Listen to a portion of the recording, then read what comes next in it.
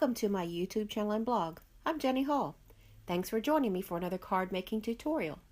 Today I'll demonstrate how to make a full-size shaker card. I'm going to use this stamp called Stylized Birthday from Stampin' Up, and this shaker portion will take up the entire front of the card.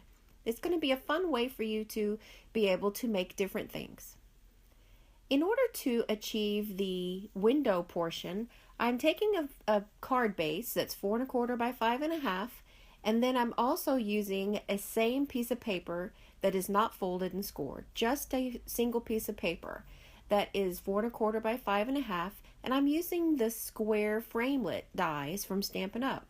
I slide the die over after I have made the first cut, and it enlarges the hole to be able to accommodate a larger area. This way I can use a controlled tool to get a straight cut. If it came out a little wonky, then you can use your paper trimmer to get it all squared up. On this one that I am actually using, what I did was took the square and then I slid it over. The size of the die that I'm using is 3/8 inch squared. The layering squares, the largest square in the die is 3 1/8 inch wide by 3 1/8 inch tall. It's completely squared, and it has the scallops on the cutting side of the die. The opening of the shaker card area is 4 1/2 by 3 1/4. That's the size that I decided I wanted to have cut. I wanted to have some white area to be able to hide the foam that is going to hold all of the shaker elements inside the card. The window sheet is cut a little larger than the hole, but smaller than the card base. This one is measuring 4 inches by 5 1/4 inches. I used snail adhesive to attach the piece of acetate or window sheet to that frame portion of the card. What I'm using now is a EK6S powder tool that makes everything a little bit anti-static.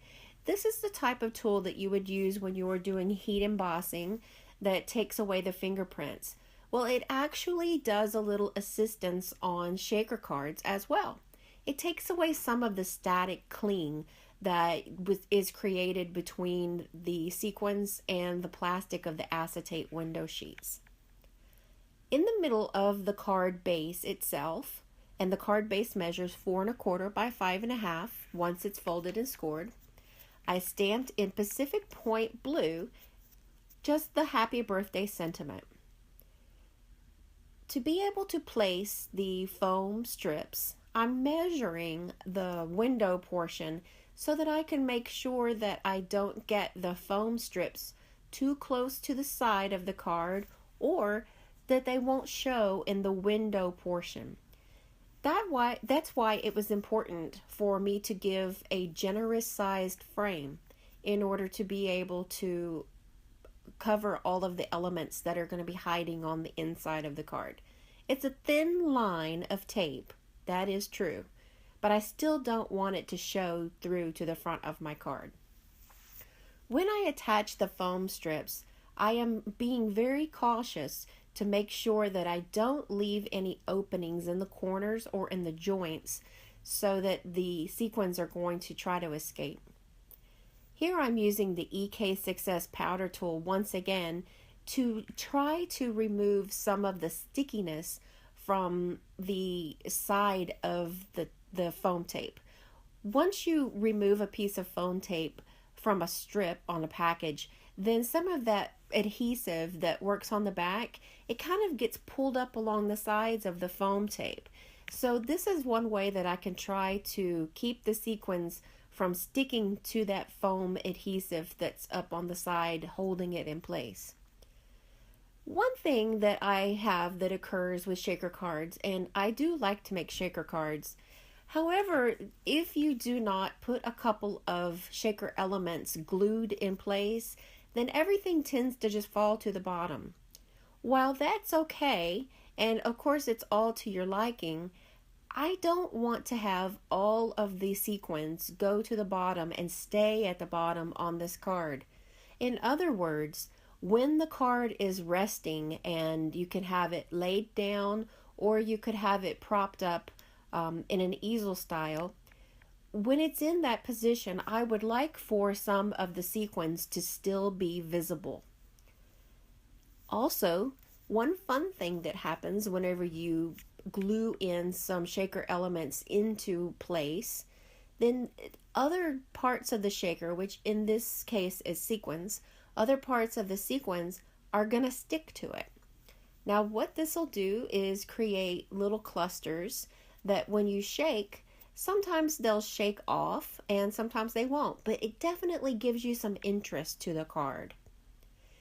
To adhere the front of the card, I removed the backing tape from the foam strips, and then I centered the panel directly over it.